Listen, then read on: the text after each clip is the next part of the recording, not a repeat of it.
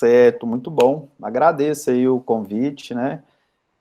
Como eu estava comentando antes de vocês entrarem, estou recebendo convite, né, de várias ligas de temas diferentes. Esses dias foi uma liga de trauma, né? Então a abordagem aqui vai ser bem diferente e eu fui refazendo pensando aí em vocês, tá? Nessa liga específica de medicina da família, né? Saúde da comunidade, tudo mais. Por que que glaucoma e ceratocone são importantes na atenção primária da saúde, né?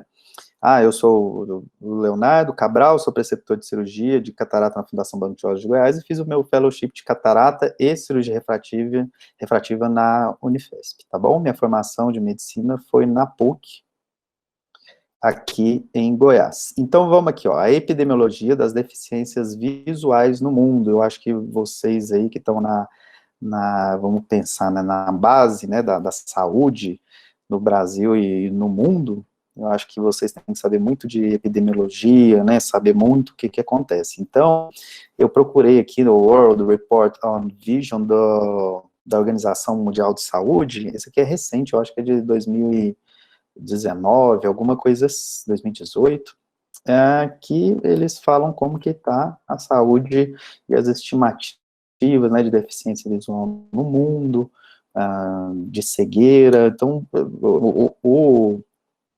em torno de 90 páginas, eu peguei alguns dados aqui, né, só para a gente resumir. Pelo menos 2,2 bilhões de pessoas têm algum grau de comprometimento de deficiência visual, e desses 2,2 bilhões, pelo menos 1 bilhão desses casos poderiam ser prevenidos ou, pelo menos, diagnosticados, né? A principal deficiência visual que poderia ser curada, prevenida, é erros refrativos não diagnosticados, por exemplo, miopia. 123,7 milhões de pessoas poderiam usar óculos e não usam por falta de diagnóstico, por falta de tratamento. Então, isso é considerado, sim, uma deficiência visual que não tem tratamento, que está sem tratamento. A catarata, isso aqui tudo, ó, esses números variam. Isso aqui é catarata que pode ser ainda prevenido, o glaucoma, ó, 6,9 milhões que poderiam ser prevenidos, mas o número de glaucoma no mundo é bem maior, tá? Ó, no mundo tem 2,6 bilhões de pessoas com miopia. Desses 2,6, 312 milhões têm abaixo de 19 anos. Aqui em cima, o cursor, vocês conseguem ver? O meu cursor ou não? Que eu estou passando aqui? Não. Não consegue? Eu estou passando aqui a setinha, não está aparecendo nada. Tá. Então, eu vou tentar falar. Ó, bem na figura da direita, essa que eu coloquei, olha lá, 196 no meio da figura, tá lá, 196 milhões tem degeneração macular relacionalidade, é uma causa importante de cegueira, 146 milhões retinopatia diabética, tem 1,8 bilhão de pessoas com presbiopia, glaucoma eu vou falar. E essas são as causas. Por que que não dá para eu colocar exatamente para vocês a sequência de cegueira? Porque são estimativas, tá? Tudo que vocês viram aqui são estimativas. Então, a gente tenta não colocar a tabela. De qualquer forma, catarata é a primeira causa de cegueira e deficiência visual no mundo. A segunda causa, de forma geral, é o glaucoma. Glaucoma é a primeira causa irreversível, tá bom?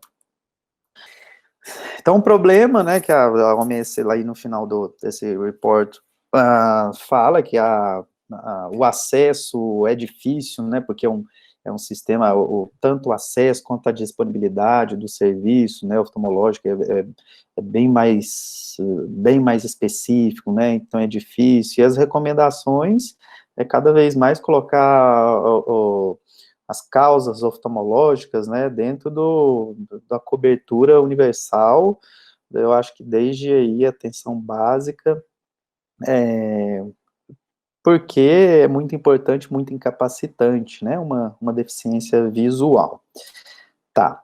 O que que é cegueira? Eu falei agora tudo de deficiência visual. Para vocês entenderem, isso aqui é importante, eu acho que todo mundo já deve ter ido a um oftalmologista e fez esse exame, né? Isso aqui é a tabela de Snellen. Vocês podem conhecer como letrinhas, mas isso aqui chama tabela de Snellen, tá? Uma pessoa normal vê aqui, ó, pessoa com boa visão. Ela vê, a gente fala 20/20. Essa notação 20 quer dizer que, porque são 20 pés, tá? A distância que usa, que dá mais ou menos 6 metros. Então, lá no consultório do oftalmologista, a distância da sua cadeira até a tabela de Snellen, ela tem 6 metros, ou 20 pés. Então, 20 é o tanto que uma pessoa normal, o tamanho da letra que uma pessoa enxerga a 20 pés. Ó, aí aqui para cima já é visão subnormal, quem no máximo chega até nessa letra aí, linha 3, né, que aqui nesse caso está representado. Então, isso no melhor olho. Então, a melhor visão que a pessoa tem é esse 20/70. Tá? Quanto maior o número aqui no denominador, pior é a visão. E a cegueira legal, né, aquela que fala que a pessoa é cega, é uma melhor visão corrigida, pior que 20/200. Então, a partir daqui já é cegueira. Então, cegueira não é só a ausência da luz, tem várias a partir que a gente fala que já considera que é cego, para efeito legal e para efeito aqui nosso médico também, né? Então seria o 20/400, a gente pode, vocês podem até depois, né, para vocês já pensarem, para medir o quão grave é o defeito de visão da pessoa.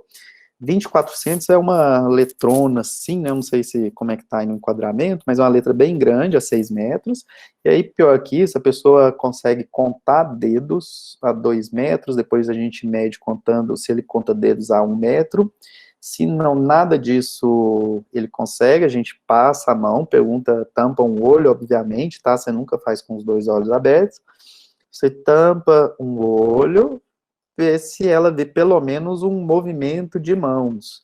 Aí a pessoa fala, ó, não sei se está movimentando a mão. Aí você vai com uma lanterna, tampa o outro olho e pergunta, a luz está acesa ou apagada? Aí ele vai falar, está acesa, ou então está apagada, né? Então ele tem percepção luminosa.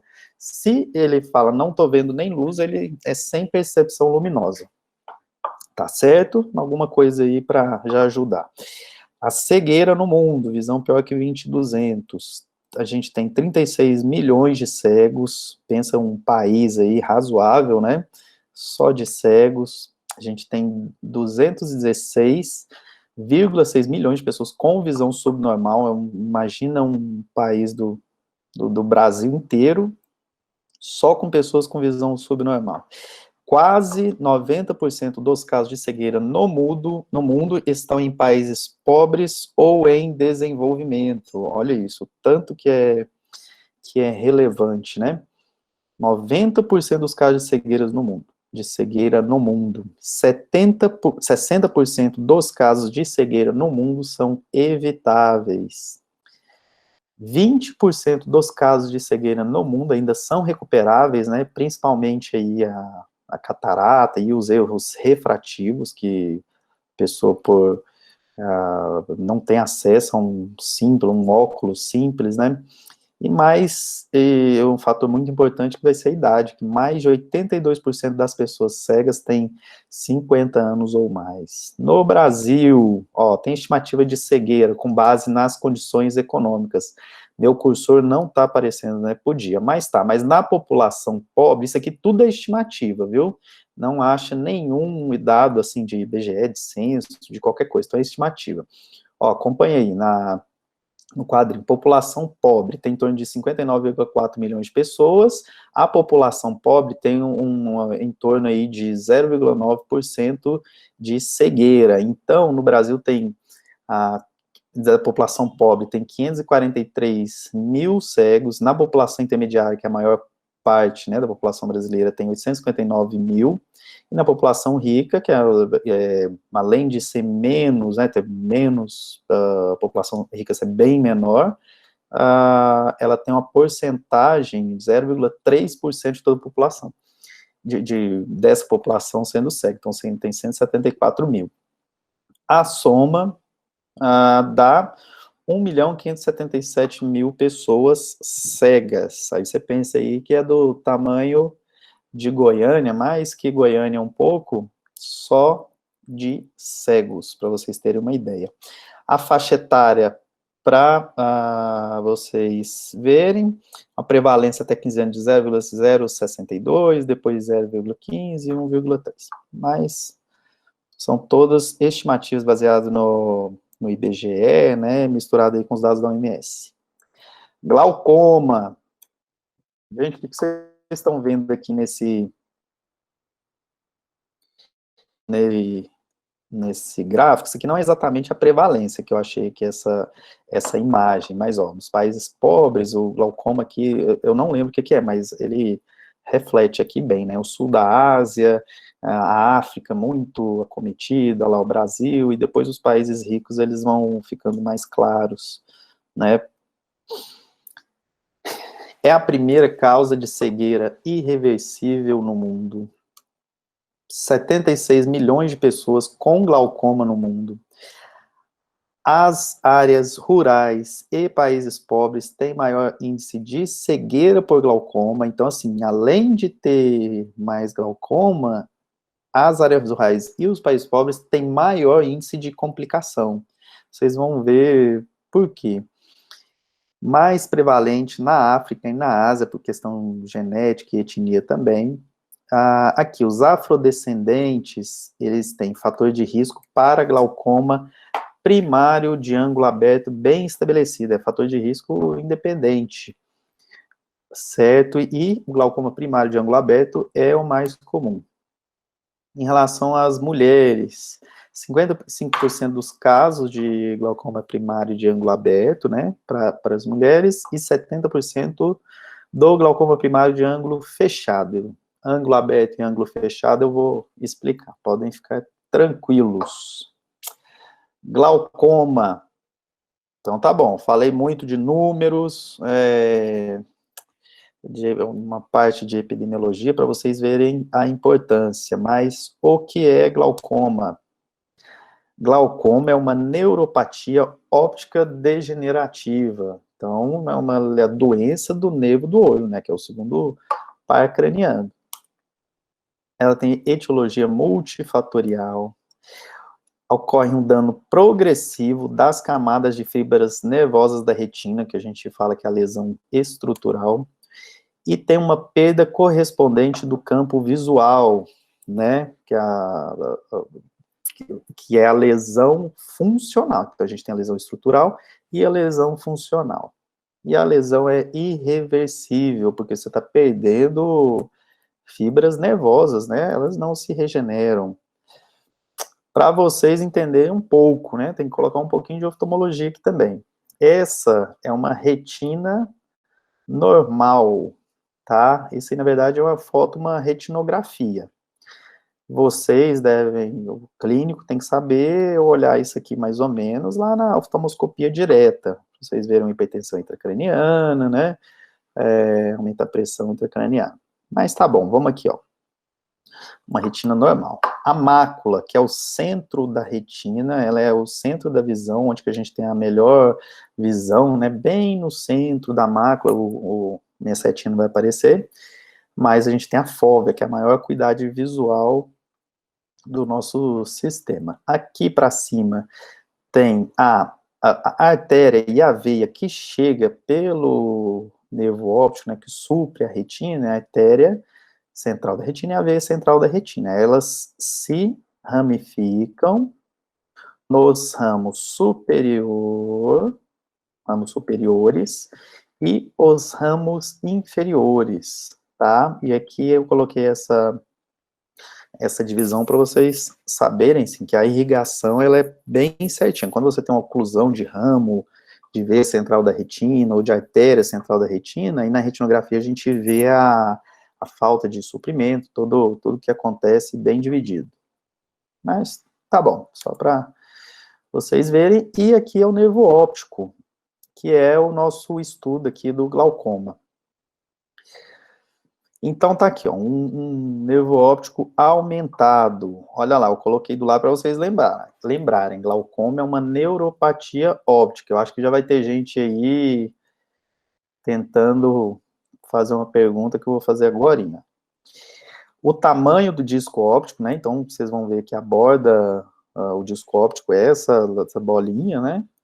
O tamanho do disco. E a gente tem escavação. O que é a escavação do disco óptico? Se você tem o disco óptico aqui, as fibras a camada de fibra nervosa da retina, ela tem que entrar lá para trás, né, e formar o nervo óptico, que vai sair e vai lá para a via óptica, né, vamos pensar assim, que ele sai do olho e vai lá para trás, continuando o nervo. Mas essas fibras, elas têm que entrar, então faz um buraco e é uma escavação que a gente vê. Aí a gente tem, que é o principal, né, que a gente vê, a relação escavação-disco. Quanto maior essa escavação, mais chance tem de ter glaucoma, porque se a gente, eu não sei se eu estou alinhado, mas se essa camada de fibra nervosa, ela vem e entra, se quando a pressão, ela entra, ela tem essa escavação, e começou a ver que a lesão, quanto mais afina, maior aumenta essa escavação, esse buraco, maior é a lesão no glaucoma. Então, a gente tem essa relação escavação-disco, tamanho da escavação dividido pelo tamanho do disco óptico. Vamos lá, não sei se eu estou falando rápido, mas eu coloco mais exemplos. O normal dessa relação é até 0,3, 0,4. Eu coloquei normal entre aspas, porque a gente tem vários outros sinais, né, que a gente tem que avaliar o nervo óptico, que não é só isso. Então, eu deixo esse normal entre aspas. Glaucoma, para vocês saberem, é uma subespecialidade da oftalmologia, tá? Então, assim, é uma doença bem extensa, ela é bem complexa, e o tratamento dela é bem difícil. Vamos lá. Ó, aí eu coloquei 3 exemplos, tá? Não é o mesmo nervo, mas são 3 exemplos que vão ilustrar bem uma progressão de glaucoma. Olha aqui a primeira imagem da esquerda, né, que é a mesma imagem, eu estou passando a setinha em volta aqui, mas eu vou mostrar agora, para vocês entenderem. Lembra o buraco, a escavação do disco óptico. O tamanho do disco óptico, o que a gente tem que ver? A relação escavação-disco. Então, eu vou pegar esse diâmetro, né, da bolinha amarela, que é a escavação, dividido pelo tamanho do disco óptico. Quanto mais ou menos vocês acham que é? Eu coloquei aqui 0,3, mas olhando aqui mais friamente, eu acho que nesse disco aqui está um 0,4. Agora vamos para a imagem do meio.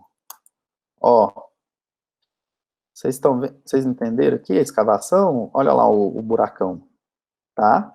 Agora vamos comparar com o tamanho do disco óptico. Olha o diâmetro. Coloca aí o tamanho da escavação, né, que é a setinha, o diâmetro amarelo, pelo diâmetro azul.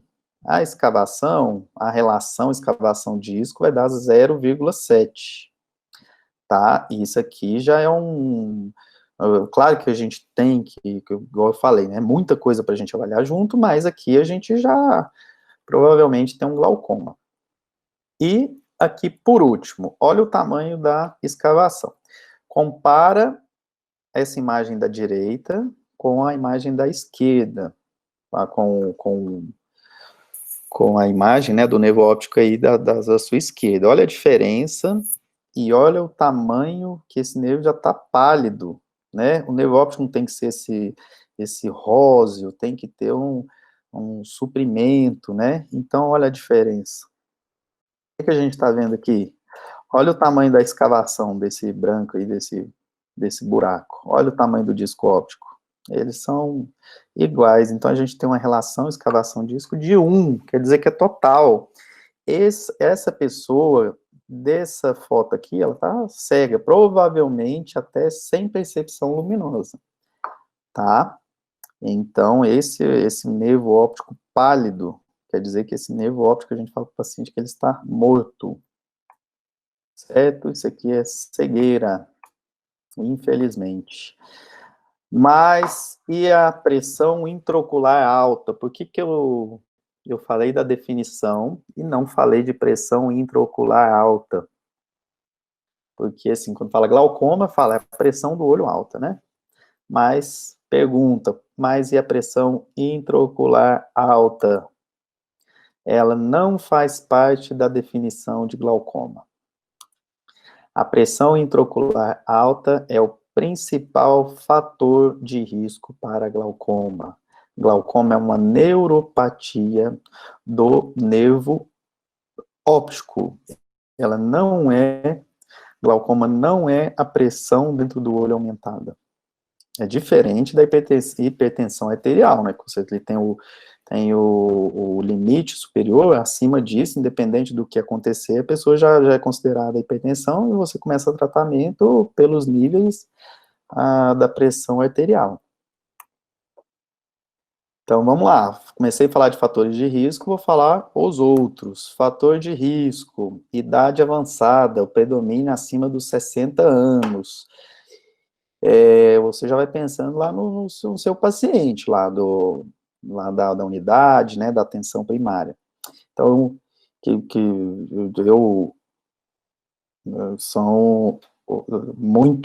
esse paciente, ele vai ter um acompanhamento, né, vai precisar muito. Então, predominância de 60 anos, tem fatores genéticos, viu? Eles já identificaram muitos genes, apesar de ser bem difícil ainda definir um exatamente, que eu falei que era multifatorial, né, a etiologia. História familiar positiva, então se na família tiver pai, ou mãe, ou irmão com glaucoma, o risco altíssimo de você ter também, do paciente ter. Etnia, igual eu tinha falado, afrodescendentes, né, bem característico de ângulo aberto, e asiáticos, bem característico de ângulo fechado, porém, o mais comum no mundo inteiro é o primário de ângulo aberto, por isso que eu mostrei lá aquele gráfico lá, a África bem acometida. Ó, fator de risco para glaucoma ocular, que é o principal, pressão intraocular alta. Isso aqui já é uma coisa mais para a gente, né, a espessura fina da córnea, o uso de medicações, corticoides, as doenças oculares, né, que vai ser o glaucoma secundário, e miopia também, coloquei entre asterisco aqui, que é um fator aí estudado também por possível associação com o glaucoma. O que é a pressão intraocular normal? Como é que você vai falar isso? Porque o paciente vai chegar, acho que chega para mim, vai chegar para o clínico, falar alguma coisa, que é pressão, né? Porque o mínimo que eu acho que como médico, né, a gente tem que saber uma pressão normal. Isso aí o balconista de farmácia vai saber, a pressão arterial normal, né? Qualquer um fala um 12/8 aí, já está acertando. Mas a pressão intraocular normal já não é bem assim, porque já é uma característica não tem um limite, né? Isso aqui vai ser estudo populacional, e esse aqui são vários, tá? Que fizeram aí ao longo dos anos, o primeiro ali, ó, 1958, só que aí com vários tipos de tonômetros, né? Aí fizeram, e ao tanto o N, tanto que é 10 mil indivíduos, 15 mil, para jogar estatisticamente, né, epidemiologicamente, como que seria uma pressão normal. Então, ó, esse primeiro estudo chegou na conclusão, né, que a média 15,8 no desvio padrão de 2,57 para mais ou para menos. Todos os outros estudos, eu coloquei aqui o último, que é de 92, ele chegou no 15,4 com desvio padrão de 3,35 para cima ou para baixo. Como que ele chega, né, nessa média, aquela da distribuição, né, na curva de Gauss, a área, 95% da área representa a média, né, e o resto é um desvio padrão, para cima e para baixo.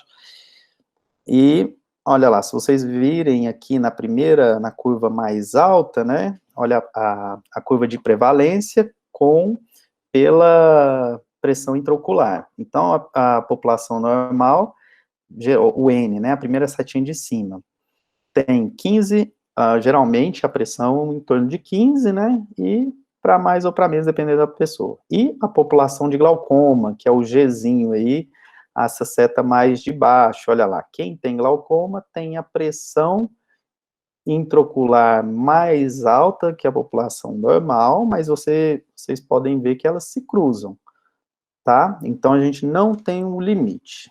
Se o paciente chegar, doutor, qual que é a pressão do olho? Eu tenho pressão no olho, né? Mesma coisa que eles falam, tirar a pressão. Eu tenho pressão, doutor, no olho? Todo mundo tem pressão no olho, que quer saber se a pressão está alta. Ou, nesses estudos, né, na população geral, você fala, ó, a pressão tem que estar menos de 20, a gente fala, tá? Ó, tem que estar menos de 20, 21, hoje alguns lugares falam que é ideal menos de 18, viu? Mas lembra que é uma distribuição na população geral, a gente não individualiza esse número. A gente tem que individualizar a pressão, não o número. Então, para continuar, para vocês, tá? Você sabia que existem hipertensos oculares sem glaucoma? Então, a pessoa vai ter uma pressão ali acima do 20, tem gente que tem 24, 26, 28 e não tem glaucoma. E tem gente que tem pressão intraocular, tem glaucoma sem pressão intraocular aumentada. Tem um tipo de glaucoma, chama glaucoma de pressão normal, que geralmente o apio está ali em torno de 15 ou menos. Tem gente que tem glaucoma com pressão intraocular de 12, 11, é uma pressão muito baixa. E, mesmo assim, desenvolve glaucoma, né? A lesão do nervo óptico. Oftalmologicamente falando, o que é pressão intraocular normal? É aquela que não lesiona o nervo óptico, tá certo? Mas para vocês, o paciente chegou, doutor, tem pressão no olho? Tem. Qual que é o normal? Menos de 18, menos de 20, tá bom? Sintomas. O que vocês acham? E pensa vocês. Eu geralmente gosto de perguntar e deixar alguém responder, mas aqui por live a gente fica mais limitado. Sintomas de glaucoma. Se a gente for fazer uma relação, né, com a hipertensão arterial sistêmica, o que vocês acham que o paciente sente? Você fala para ele que tem glaucoma, mas ele fala, doutor, não estou sentindo nada. Não, meu olho não dói, meu olho não aperta. Que mais que fala? Não, meu olho não fica vermelho. Eu estou enxergando bem. Isso é o glaucoma, lembra da hipertensão arterial? Doutor, mas eu não tenho dor de cabeça, eu não sinto dor no peito, eu não tenho tontura, então não tenho pressão alta. O glaucoma na sintomatologia é assintomático, uma doença silenciosa, tá? Quais são os sintomas de glaucoma? Vocês estão vendo essa imagem? O que vocês estão vendo? Ó, a visão periférica, tudo escuro, né? Porque começa a perder o campo visual periférico. Você não vai ter baixa de visão até o nervo tá quase todo escavado, igual eu mostrei aquela imagem. Então, você não percebe que você está perdendo o campo visual periférico. É bem essa imagem, que chama visão tunelizada. Então, assintomático nas fases iniciais, aí vai tendo a perda de campo visual periférico progressivo, visão em túnel em estágios avançados, e cegueira completa na fase final, né? Olha aí, ó. Certo, tudo escuro, não vê mais nada, não vai ver, infelizmente, nem essa caveirinha. Ó, glaucoma é um paciente que a gente, quando ele entra no consultório, a gente já sabe, né? Vamos dizer assim, pela marcha, né? Paciente que tem cegueira por córnea, vamos pensar alguma doença da córnea, retina, eles andam assim, vai no rumo, vai com a mão, você vê que é uma pessoa desorientada. O glaucoma, ele aprende a enxergar pelo túnel, então você vê que ele consegue, só que ele fica bem fixo, assim, ó, ele mira em algum lugar e vai, porque justamente ele tem essa visão tunelizada, né, ele consegue fazer algumas coisas, mas vocês podem pensar aqui, imagina o risco de queda, né, em idoso, o glaucoma é mais prevalente em idoso, tanto que o risco, né, o risco de queda é muito maior, tanto catarata, quanto glaucoma, isso aí vocês já conseguem fazer uma relação. Então, aquela hora eu falei de ângulo aberto, ângulo fechado, eu vou explicar qual que é a fisiopatogenia do glaucoma. A gente tem o humor aquoso que fica entre a íris e a córnea. Córnea é essa cúpula, né, esse tecido transparente, que é externo, né, que a gente tem no olho. A íris é a parte colorida do olho. O humor aquoso, ele é um líquido que é produzido atrás da íris, chamado corpo ciliar, e ele é produzido continuamente. Tá? O nosso olho, ele tem esse humor aquoso e ele é dinâmico. Como ele é produzido e é uma câmara fechada, a câmara anterior do olho, ele tem que ser drenado, e ele é drenado no ângulo trabecular. Olha lá, coloquei um ralo. Vocês já estão imaginando que a produção do humor aquoso, né, a torneirinha, ela tem que ser o mesmo tanto da drenagem. Então, por vários mecanismos, o olho consegue produzir esse humor aquoso, consegue drenar e manter uma pressão, tá? Se alguém de vocês ou alguém que tiver curiosidade, né, for estudar um dia fisiologia ocular, vocês vão ver assim que é outra, do mesmo jeito que a gente tem um Guyton na faculdade de medicina, a gente tem vários livros de fisiologia que é quase fazer a medicina de novo, só que do olho, né? Então a gente aprende praticamente quase que tudo de novo. Mas tá, tem os mecanismos de produção e drenagem. Ó, aí o que eu vou mostrar? O humor aquoso está lá dentro da câmara anterior, e vocês estão vendo, ó, não estou passando o cursor, mas o ângulo trabecular é o ângulo entre a íris e a base da córnea, né, a periferia da córnea. Olha lá. Então, esse que é o ângulo trabecular. Se esse ângulo, pensa a distância, né, entre a córnea e a íris bem grande, ele tem um ângulo aberto. Se por algum motivo a íris pregar na córnea, tem um ângulo fechado. E aí eu estou falando de tipos de glaucoma. Geralmente o glaucoma não é, já que eu estou falando de produção e drenagem, o glaucoma é mais por defeito de drenagem, tá? A questão de produzir muito humor aquoso tem um feedback bem bom de quando a pressão tá alta, dele parar de produzir, mas de drenar, geralmente os glaucomas são dificuldade na drenagem, mas não necessariamente com o ângulo fechado, porque mesmo com o ângulo aberto, na maioria das vezes, vai ter glaucoma de ângulo aberto. Tá? Então, tipos de glaucoma, esses são os principais. O primário de ângulo aberto é muito mais prevalente, muito mais comum, e o fator de risco para afrodescendentes, o glaucoma primário de ângulo fechado, né, para os asiáticos, tem os glaucomas agudos, glaucoma agudo aqui vai ser na interação medicamentosa, vou mostrar para vocês, e os glaucomas secundários, né, neovascular, causado principalmente por diabetes, oclusão de ramo, né, de veia, artéria da retina, tem o corticogênico, facogênico, uveites, traumas e vários outros. Como tratar glaucoma? O único tratamento é diminuir a pressão intraocular. Não tem jeito da gente regenerar células nervosas, as camadas de fibras nervosas, né? E pode ser por colírio, procedimento, laser, cirurgia.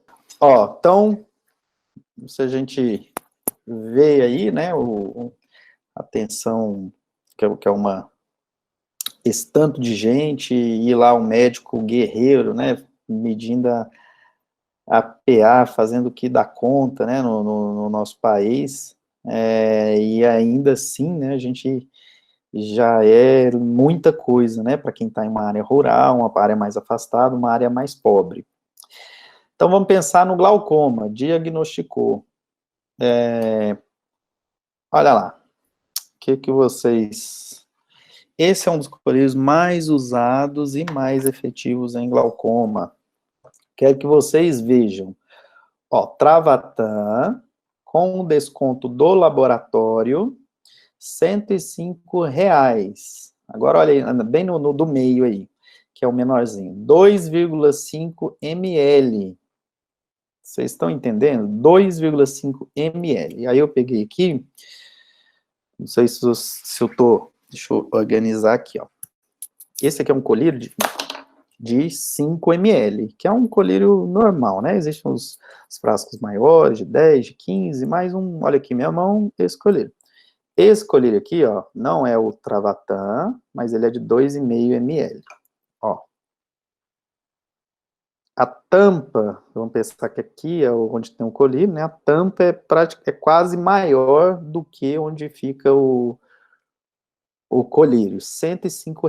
Se você quiser o de 5 ml, né, você vai ter um desconto, na verdade é mais caro de 5 ml, mas é esse preço mesmo, tá?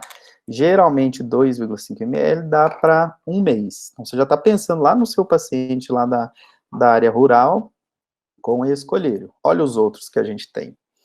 Tem o Charlatan, que ele é R$ 155, 2,5 ml, o Alfagan, R$ 76, muitas vezes, em casos graves, né, caso avançado, que é o que você vai pegar, quem não tem acesso, às vezes já tem que começar com todas as medicações, você tem que usar os 3 colírios em associação, na verdade está faltando um aqui. Então, lembra desse colírio aqui, desse tamanho, ó, comparado com o outro. Vocês pingaram colírio, geralmente pinga uma gotinha fora, né? Vocês já viram que às vezes dá uma agonia. Aí agora, olha quem vai pingar esse colírio. E o glaucoma, você já está visão tunelizada, você já não está enxergando, você tem que pingar o colírio e olha a mão lá do nosso paciente. Para pegar esse colírio, abrir um movimento relativamente delicado, vamos pensar com o idoso, que já não tem uma destreza, com essa mão toda grossa, né, rachada do trabalho, que ainda pega na enxada, e tem que fazer isso sem enxergar, olhar para cima e pingar o colírio, um colírio de R$ 155, que vem 2,5 ml. Por isso vocês estão vendo o tanto que é difícil tratar glaucoma. E glaucoma, assim, é difícil numa população que tem o dinheiro, que pinga, a gente tem a adesão ao tratamento, ela é bem difícil, né? Então, assim, eu acho que vocês já entenderam como que é. Eu coloquei isso, eu não gosto de colocar slide com esse tanto de coisa, mas se eu fosse médico, clínico, né, que tem vai dar assistência básica, né, uma assistência inicial num paciente, ele chegar que tem glaucoma, tá pingando colírio, acho que vocês podem tirar foto daqui, deixa guardado no celular, para vocês depois, quando tiver um paciente com glaucoma, vocês saberem ajudar alguma coisa, né? Então a gente tem, eu coloquei aqui os 4 principais tipos de glaucoma e algumas dicas para vocês ajudarem em alguma coisa. Ó, os agonistas adrenérgicos, não precisa decorar o que é, né, a função, mas a brimonidina, o alfa-gon Glaub, porque eu quero que vocês pensem o paciente chegando lá com o vidrinho. Então, eu estou deixando uns nomes aqui, se o paciente conseguir falar, ou ele começar a gaguejar, se ele não sair, às vezes isso aqui ajuda, tá? A posologia, o jeito de usar, só tem uma forma, que é uma gota de 12 em 12 horas. Todo colírio a gente só pinga uma gota, tá? Não existe isso de colírio ficar pingando 3, 4 gotas, não faz diferença, que eles correm pro olho. Os efeitos colaterais, porque ele vai chegar, doutor, eu não quero usar esse colírio aqui, não. Eu tô com boca seca, sedação, apneia. Isso realmente é por causa do colírio? Isso aí que vocês têm que saber. Contraindicação, como ele é agonista adrenérgico, né, doença cardiovascular grave, o uso de triciclo, criança é contraindicado. Os beta-bloqueadores. Como é bloqueador beta 1 e beta 2, além lá do propranolol, das outras medicações beta-bloqueadores, eles vão ter, basicamente, os efeitos colaterais e as contraindicações. Aqui, o que é bom? É baratíssimo, tá? Igual um propranolol, que é muito barato.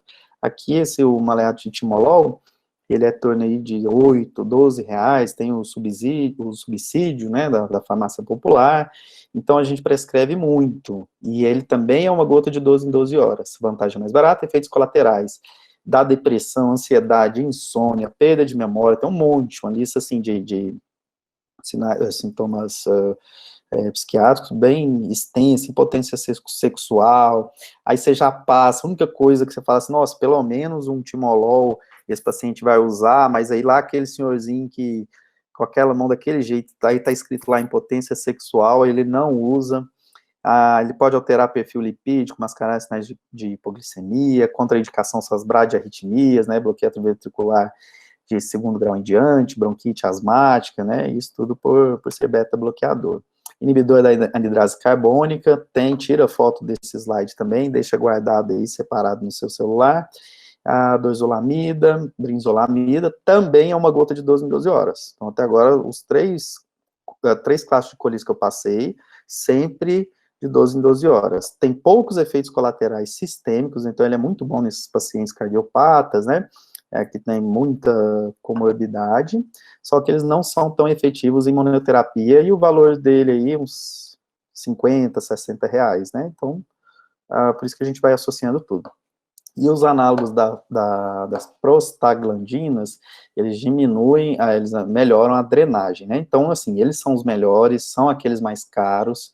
E importante, se você quiser ajudar uma pessoa com glaucoma, se ele tiver usando algum análogo da prostaglandina, são latanoprosta, bimatoprosta e travoprosta,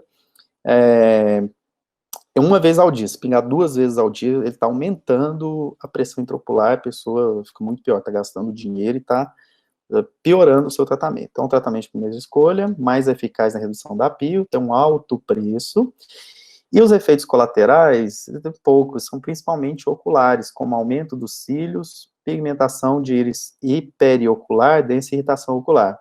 Quando eu falo aumento de cílios, as meninas, né, já cresce o olho, vamos pensar, e realmente é isso, a pomada, né, acho que é o Latisse, que dermatologista usa, é de bimatoprosta, só que se vocês pingarem isso no olho, vai dar um monte de coisa a mais, então eu acho que a pomadinha, né, não sei se passa aqui, mais por cima, mas aí faz crescer esses cílios.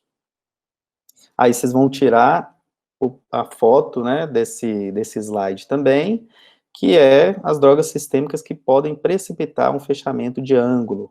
Então, vamos lá, sulfa, qualquer sulfa, os antidepressivos tricíclicos, né, como a amitriptilina, inibidores de recaptação de serotonina, paroxetina, fluoxetina, venlafaxina, citalopram, todos esses podem precipitar. Então, se o paciente tiver glaucoma, todos esses medicamentos, você vai preferir outros, né?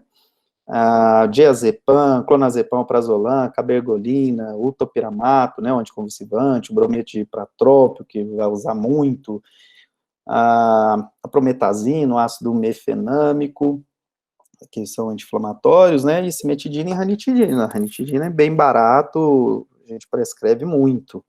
Então, se tiver glaucoma, vamos evitar. Paciente com glaucoma, não, nossa, eu tenho até que horas, hein? Mas a gente começou um pouquinho atrasado, tem mais uns 15 minutos, né? O ceratocone é mais rápido. Então, chegou o paciente com glaucoma lá na unidade. Ele entrou carregando um colherinho lá, já chega falando, paciente, doutor, eu tenho glaucoma. Não é isso, porque ele não vai sentir nada. Então, ele chegou, então o que eu vou fazer? Como médico assistente desse paciente, né? Gente, é triste, viu? Porque vai chegar aquela senhorinha muito desorientada, não vai conseguir comprar esse colírio, na verdade vai nem vender em área rural, né, porque a farmácia geralmente não tem, né, vai ter o timolol, tá, mas os análogos de prostaglandinas, esses mais caros, não tem, você entra daquele jeito, com a mão, não dá conta de fechar, né, vamos pensar uma artrite reumatoide, não dá conta de segurar nada, aí você pensa um senhorzinho, tudo isso ainda com o pior cenário, um Parkinson tentando pingar um colírio de 150 reais desse tamanhozinho, com a visão tunelizada, fazendo esse movimento e pingar. Sem chance, essa pessoa vai ficar cego. Não, é triste, tá? Mas vamos lá, sugestão minha de abordagem para vocês lá na unidade de saúde da família. Quais medicações ele está usando, né, sistêmicas, isso vocês já vão fazer. Quais colírios? Tenta descobrir com ele qual o colírio que está usando, né, e se está usando de forma correta. Então, vocês vão lá, lembra da imagem ali que eu coloquei, fiz o resumo, tenta descobrir, falando com o paciente, lógico que eles vão falar os nomes todos errados, né, como de costume, com qualquer especialidade, ver se eles estão usando de forma correta, confere aqueles nomes, vê se de 12 em 12 horas, né, ou os análogos uma vez ao dia só. Alguma queixa aqui, ele vai chegar, depressão, insônia, pode ser efeito colateral dos colírios? Aí isso é bom você saber, porque ele vai chegar lá, e agora você já consegue fazer uma relação. Pode? Não pode. Então, você vai juntando aí na sua árvore diagnóstica, né? Tá certo? Alguma medicação pode estar piorando o glaucoma? Alguma daquelas lá, você vai passar, pensa, né? Você já consegue fazer um raciocínio em cima daquelas medicações sistêmicas que eu passei. Anota tudo, você vai pedir, né, a referência, vai referenciar para o serviço terciário, anota tudo, encaminha para o oftalmologista e peça a contratransferência. E aí, por quê? Porque glaucoma é um paciente difícil, esse paciente não tem cura, e esse paciente não recebe alta da oftalmologia. Esse paciente é o resto da vida. Então, pensa um ambulatório de glaucoma, específico de glaucoma, lá no banco de olhos, por exemplo. São 40 pacientes no ambulatório, todos graves, que precisam de cirurgia, de cegueira, não tem, a gente deve atender, eu mesmo não sou especialista em glaucoma, né, eu trato o glaucoma inicial, a médio, os avançados vão para o especialista em glaucoma. Mas pensa aí, a gente deve atender uns 300 casos graves por semana no banco de olhos de glaucoma, Hoje eu pego direto paciente que tem glaucoma, eu não tenho o que fazer, eu mando de volta, eu falo, ó, vai lá na unidade básica, pega o encaminhamento de novo, aí toda vez ele vai fazer isso.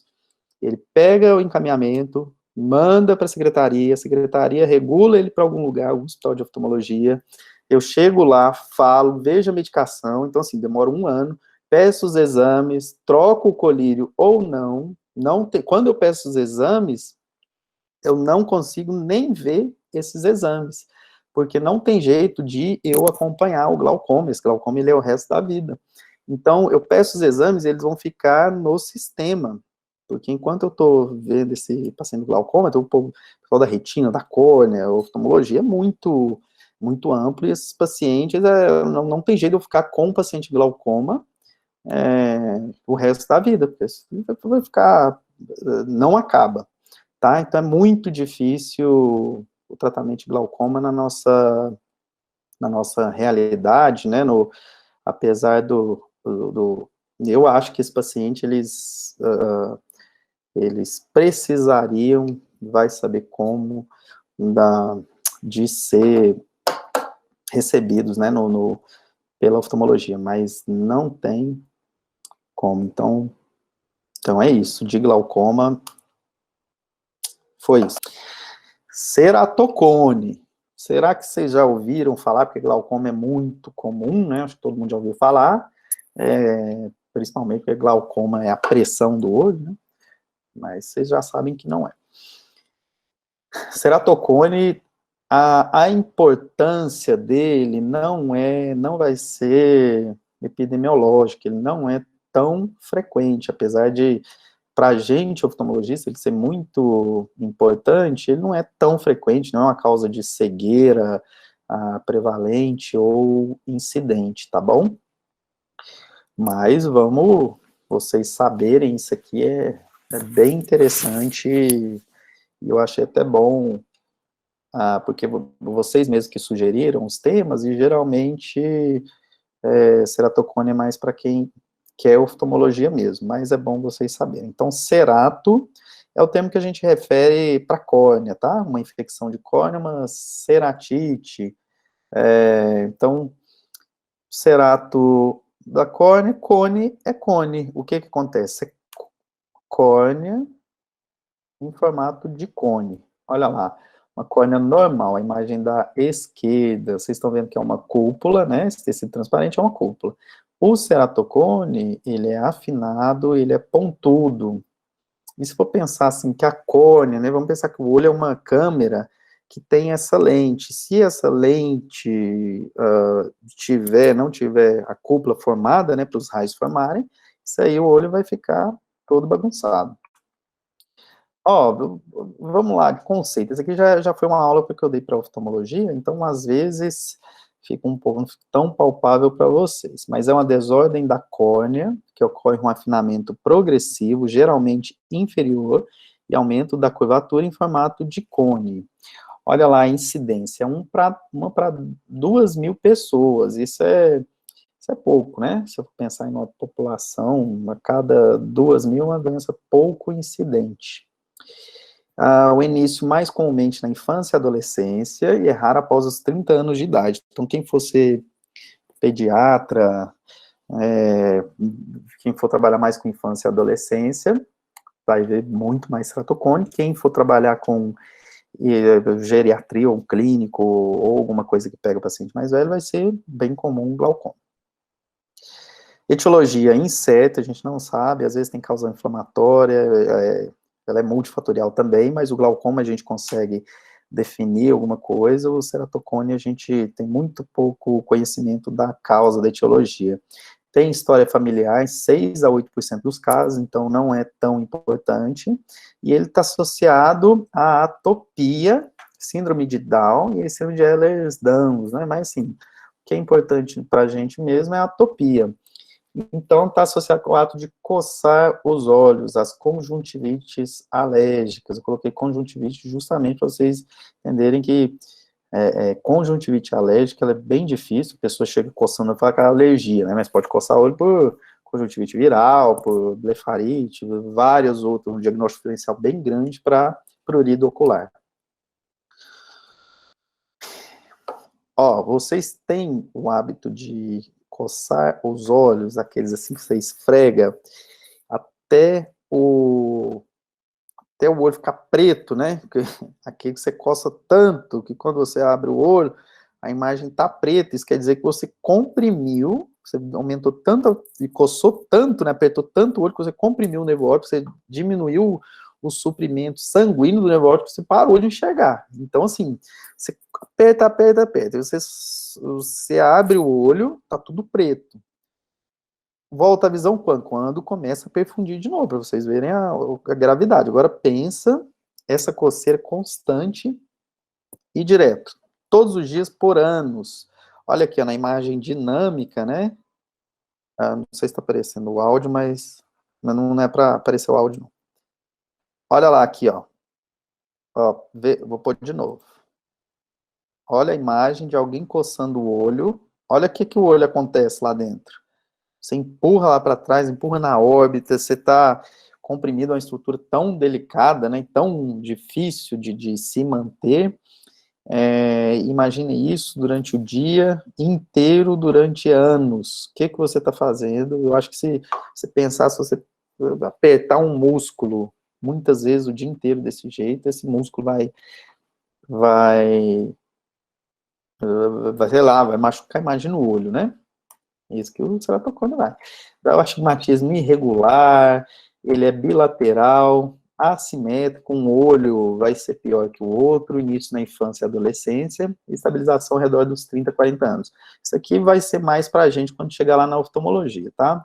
Vamos pensar aqui mais na forma geral, lá para o seu paciente, lá na sua atenção primária, né? Como que enxerga quem tem astigmatismo?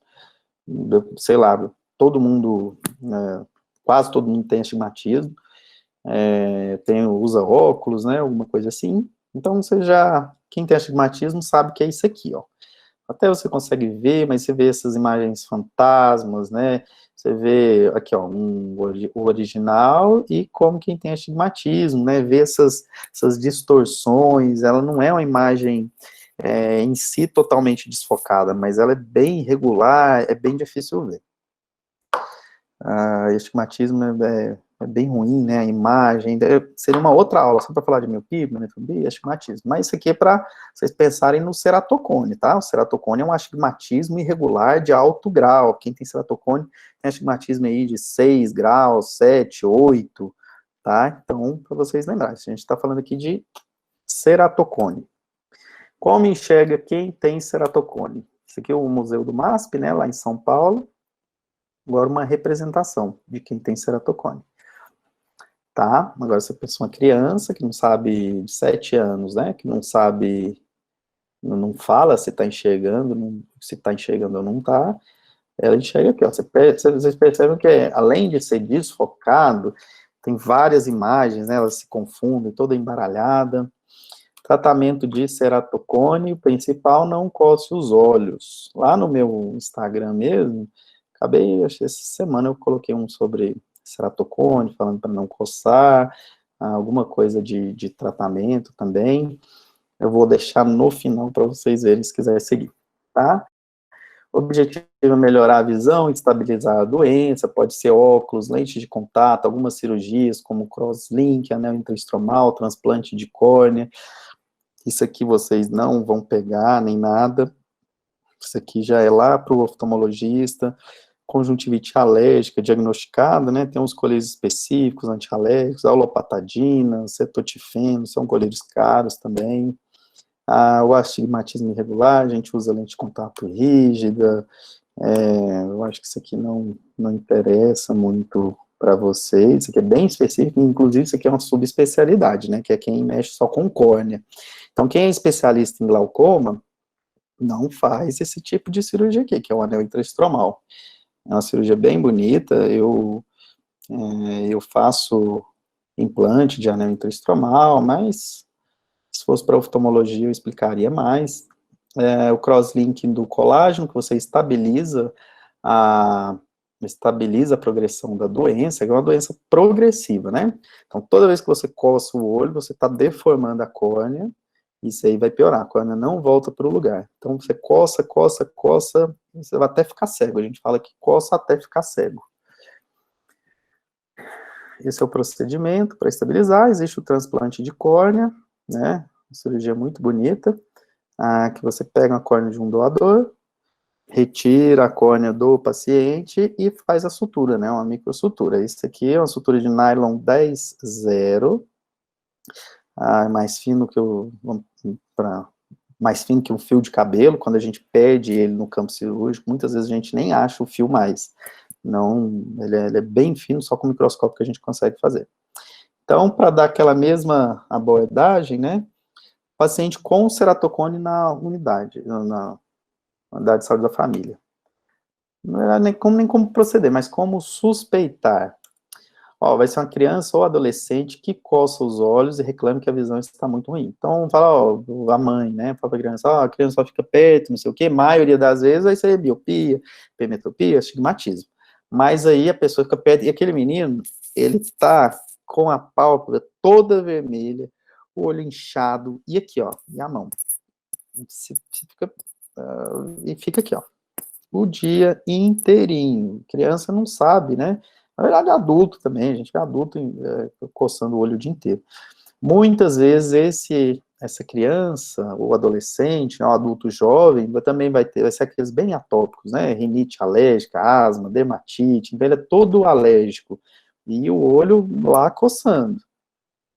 Não é todo mundo que coça o olho que vai ter ceratocone, mas quem tem ceratocone, raríssima, quem tem ceratocone, raríssimas vezes não coça o olho, tá? Então, coçou o olho, não está enxergando, suspeita de ceratocone. Também, se estiver enxergando também, se for você entrar lá no seu consultório, ver que pessoa está coçando o olho, você fala, não pode coçar, mas o negócio está coçando, chega uma hora que ela não aguenta, então você encaminha para o oftalmologista. Esse aqui é porque eu não ranquei, mas é essas duas coisas aqui, ó, tá? Então, eu acho que se vocês suspeitarem e não achar que é uma bobeirinha, já tá bom, né? Que vocês conseguem caminhar. Bônus! Falei de glaucoma e ceratocone. Isso aqui eu falo para todo mundo, o pessoal que formou na minha turma, para todo clínico, todo médico, não precisa nem ser clínico, cirurgião. Nunca prescreva anestésico ocular.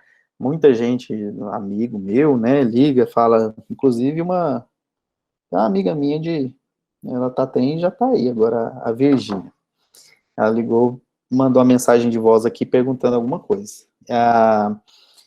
Que aí vocês vão lá, né, para a área rural e tal, nunca vai prescrever anestésico ocular, principalmente lá, solda, né, trabalha na roça, não prescreve nunca. Anestésico ocular é para vocês fazerem um exame, para você fazer um exame e tudo mais. Trauma químico ocular, qualquer coisa que cai no olho, lava com muito soro fisiológico, não para.